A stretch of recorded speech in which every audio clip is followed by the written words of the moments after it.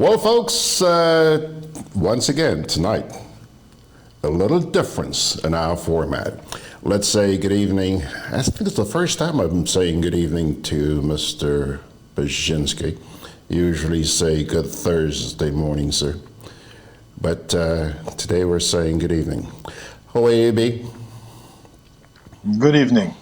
I was at a major supermarket in Grandance earlier today, Yeah. and I was taken aback at the crowds in that supermarket.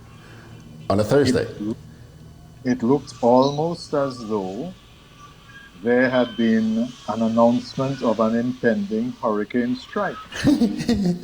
I, I cannot understand what has led to what appears to be panic buying and hoarding. I could see trolleys loaded with paper products, with water, with cricks. I did inquire from one individual as to whether or not they had purchased enough corned beef, but in fact they had sardines, not corned beef. No, I don't know what has led to this, other than the fact that I heard earlier today that someone in Carrier, either Carew or Petit Martinique, has tested positive for the coronavirus. I'm not sure how that positive test has come about, because we were told earlier this week that anybody presenting with symptoms would have a sample taken and it would be sent to, I forget what the acronym is, but the Caribbean Epidemiol, whatever it is, CARPA, and and that then the test will be confirmed. So it escapes me how we have managed to confirm that there is someone in Carriacou or Petit Martinique who has tested positive. Okay, All, all I Alan, know is told. Alan, just hold on for a minute. About half an hour ago, and right now it's 20 after 3 in the afternoon, so it's about 3 o'clock this afternoon.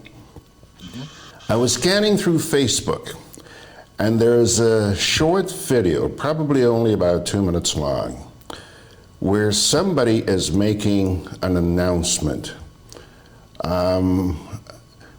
It comes from a source which is labeled as KOMG. I don't know who or what they are.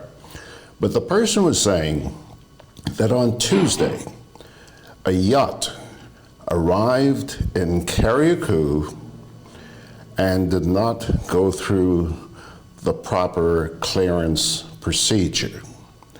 The person also went on to point out that there was a patient on board.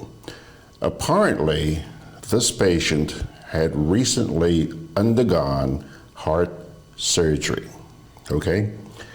And the other people who came off the yacht were showing no signs of any respiratory illness. So they supposedly had the COVID coordinator up there, Dr. whoever, check these people out, and he felt that there were no threat to the community.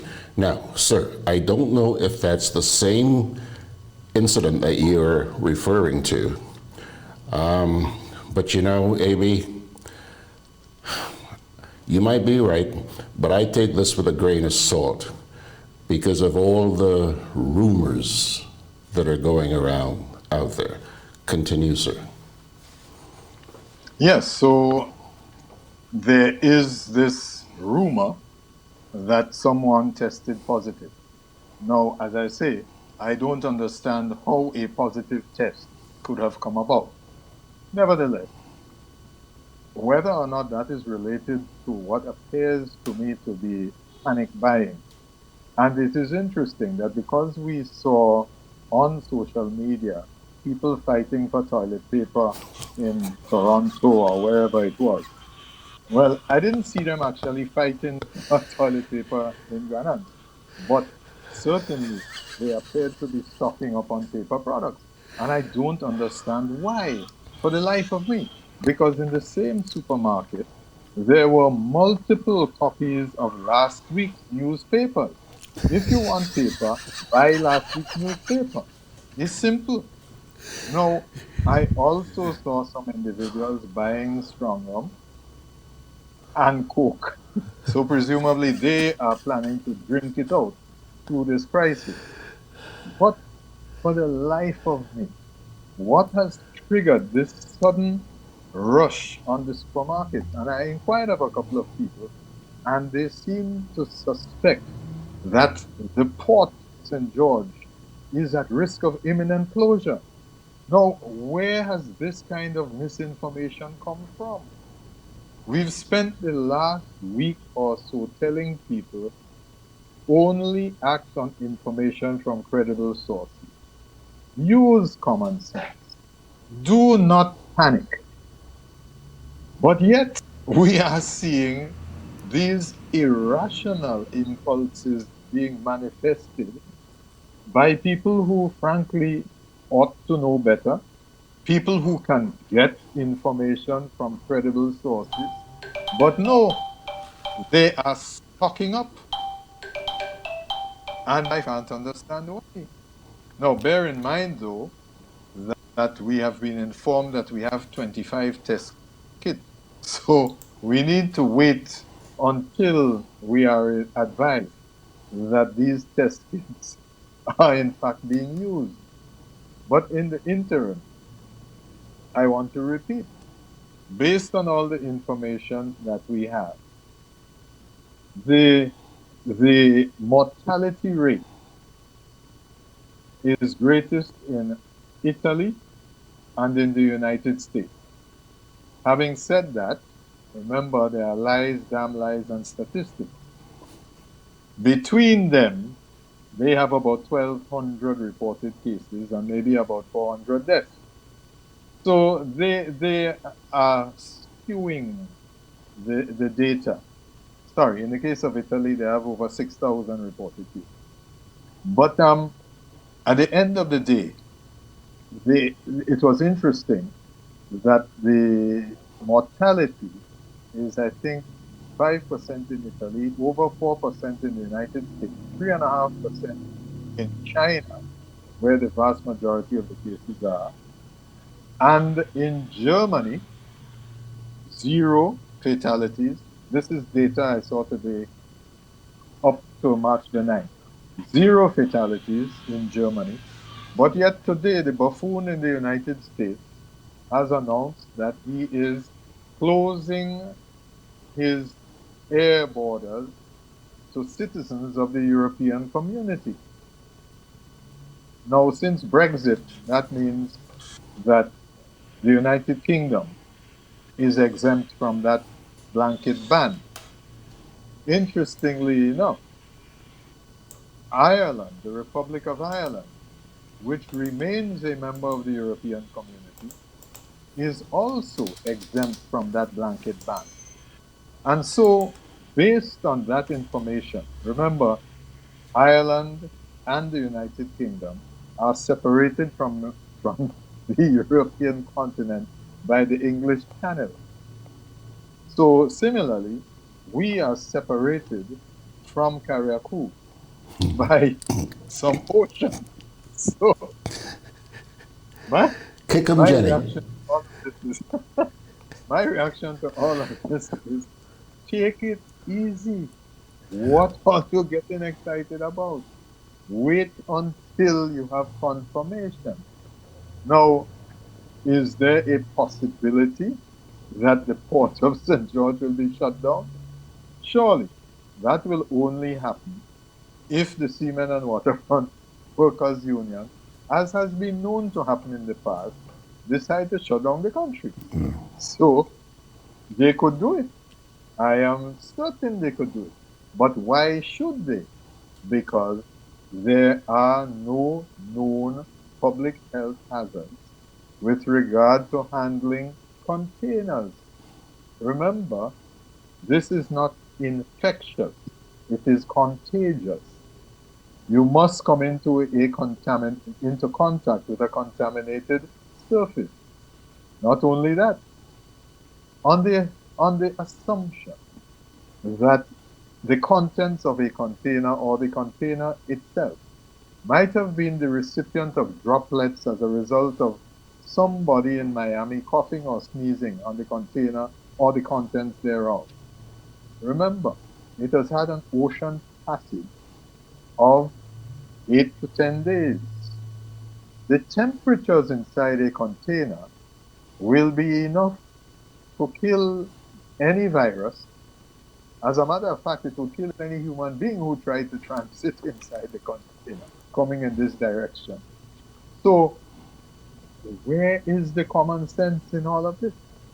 I am certain that the business operators are more than pleased to continue to meet the sudden demands of consumers. But come on, let's be reasonable. Let us exercise common sense. After you stock up with flour and rice and sugar and whatever else, have you taken basic precautions such as ensuring you don't have cockroaches, mice, weevils? You need to clean out before you start stocking up. Otherwise, you're likely to lose your money. So take it easy. AB, humans thrive on panic. I think that's what's happening. So let us talk about the panic, because the panic is fueled on either misinformation or a lack of information. So I would think that we should be attempting to find out more about the plans that the Minister of Infrastructural Development has in place for the transfer of majority ownership in the Grenada electricity services from WRB to some, as of now, unidentified Chinese interests. And remarkably enough, a as of now unidentified local grouping. Now, I hesitate to speculate that that local grouping may have become local only by reason of recent acquisition of Grenada passports and by no other means, because I have a fair idea about the resources of the local financial institutions. So I would have difficulty understanding how any local grouping of investors could have the available resources to buy out WRB when the government of Grenada doesn't seem to be able to do it on their own. So, is this deliberate misinformation? Is it just blowing smoke? I was going to say in the wind, but sometimes, they say they're blowing smoke up your something else. Never mind. But never mind, indeed. But the reality is that what we are hearing is of grave concern because basic questions have not been answered. The most basic of which, to my mind, is that with a market of 50,000 consumers, how many players can this market support? And the frightening response was that they haven't actually done any studies to determine how many players a market of 50,000 electricity consumers can support. Surely that should have been the first study to be completed. But instead of that, this information has been kept under wrap since August last year, was apparently disseminated not to the current license holder until December, the week before Christmas, with a very tight deadline for response to a lot of technical requirements, and having attended a consultation, I can tell you that I really can't follow the high mathematics involved in the presentation, the technical side of it, with regard to how the price caps are to be computed and this, that, and the other. As far as I'm concerned, that is putting the cart before the horse. Because frankly, if you can't answer a simple question, how many players can this small market support? Basic economics, economies of scale. Tell me, answer the question. Well, I have a question for you because I understand that you attended one of the consultations. I think it was on Tuesday. Tuesday last week, yeah. Yeah, Tuesday last week. AB, I understand that one of the things that came out of that addressed a concern which you raised on Gudday Grenada a couple of weeks ago about the fact that local shareholders would be expected to essentially hand over their shares to to the government without any sort of reimbursement. But I heard yesterday through the grapevine that something that emerged from that consultation is that that requirement is going to be retracted. Did you get that feeling? In the consultation, when the question was raised, they started backing like crab from that one. What they said was that it's not them. It's not the Attorney General. It's not the government. It's the consultant that put that in. Now, come on. You're dealing with big people here. You can't come in a consultation and tell us this kind of foolishness. The consultant was paid for, we were informed, by a multinational donor agency, whoever it is. But a consultant doesn't come in and do a study and produce a report dated August 2019. And now in March of 2020, you come in to say, oh, all you didn't know that was inside there is not all you that do it. Come on. You expect us to believe that? No. You try a thing and we catch you. That is what really happened. Okay. Yeah, they tried a thing. So, Okay. these people, frankly, have lost credibility in my view because they are trying to say that they are not responsible for these drastic provisions, which they acknowledge are probably unconstitutional. I won't go so far as to say they are unconstitutional because a court of law has not yet had the opportunity to adjudicate in this matter. But based on recent rulings involving the two parties, government and WRB, it does appear that it may well be unconstitutional, and that is why they're backing as crab now. All right. That must have been a sight on Tuesday. Something else pertaining to Grenlick. I understand that you know that Grenlick did take government to the International Court. I think it was sometime late last year. Pardon me? Disputes, yes. International Court for Settlement of Investment Disputes. That's right. And I understand that their decision is actually due to come down this week. Did you hear that? It was on the news yesterday. And in fact, last week of the consultation, the Minister of Infrastructural Development did say that the ruling was expected. Remember, the ruling only has to do with the valuation of the shares that are the terms of the previous agreement from 1994 that the government will have to purchase the shares at the price. So apparently the government is not disputing the fact that they breached the agreement. My question, why did they breach the agreement? What is it that Grenlick did wrong? Can the minister, in all seriousness, look people in the face and say, and continue to say, that electricity rates in Grenada were the highest in the region, if not the world. He's wrong. And as of now, he continues to be wrong, but he continues to repeat this falsehood that government had to intervene because of the price of electricity.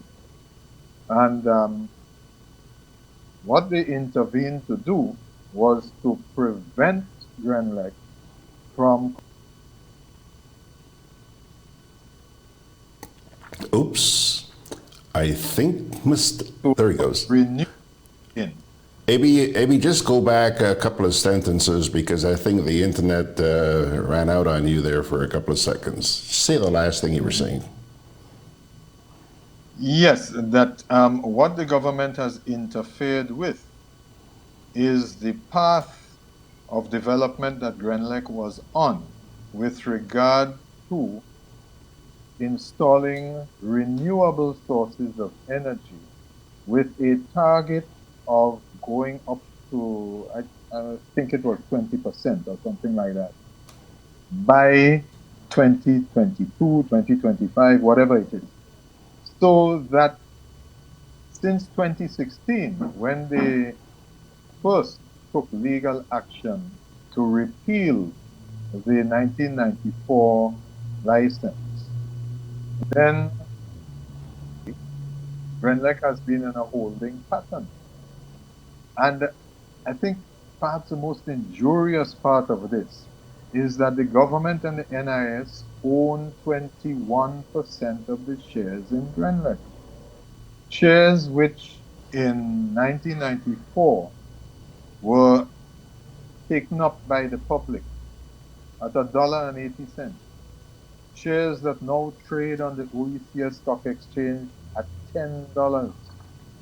Shares which have consistently generated a return of 52 cents per annum, that is 5.2%, and is one of the more lucrative investments, long-term investments, held by the National Insurance Board, on which I depend for my NIS pension. And that is why I am so energized by Pumped up. this whole. No, pumped up is trademarked by Co-op Bank. Okay, I'm sorry. Yeah. Maybe look, to wrap up this little segment here on Grenlec, just let me ask you this. Do you envision that all of this is leading to one final outcome, that Grenlec's going to pack their bags and take a hike? Grenlec remains. The question Sorry, is yes. whether, WRB, yes. contrary to what the minister has repeatedly said, which is that WRB wants to go, Yeah. that is a nonsensical statement. WRB does not want to go. WRB will protect their legal rights and were authorized by the shareholders in general meeting to pursue all legal avenues to protect those rights. And that is what they've been doing. I think what is frightening is the statement by the minister that there are Chinese investors, there's a local group who are willing to take up the 50% of the shares in Grenlec. I'm very worried about that. And I think a lot of people are, because many of us still have not forgotten what happened back here in the mid-1980s. I remember that, the load shedding. 15, 20 minutes every day I had to sit and read a list of load shedding. Okay, AB, just before we wrap it up, because I know that the usual suspects are all charged up and ready to go, but I just want to go back to the coronavirus. You know now that we're pretty much surrounded. You got this thing as far north as Jamaica. You got it as far south as Guyana. A little further to the north, you've got, I think, Martinique, St. Bartholomew, St. Martin. And now, we just heard yesterday, sir, St. Vincent. Looks like just a matter of time, doesn't it? Well, bear in mind that all of these reports are of imported cases. That is, people returning from whether it's Italy or the UK or wherever. So the idea is that if they are placed in isolation early enough, then the contact may well be limited.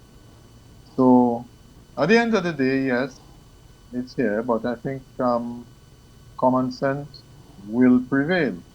The idea is that this is not Ebola. It is not airborne. It is not infectious. You must touch a contaminated surface or be in contact with a person who is ill. And what was your reaction when you heard yesterday that the SGU is putting their students on the march?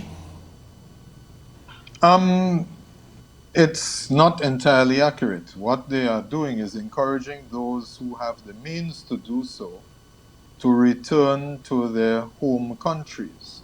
And to that end, they are making available seats on charter flights to bring them as far as Miami. The idea is to reduce the concentration of numbers in close proximity.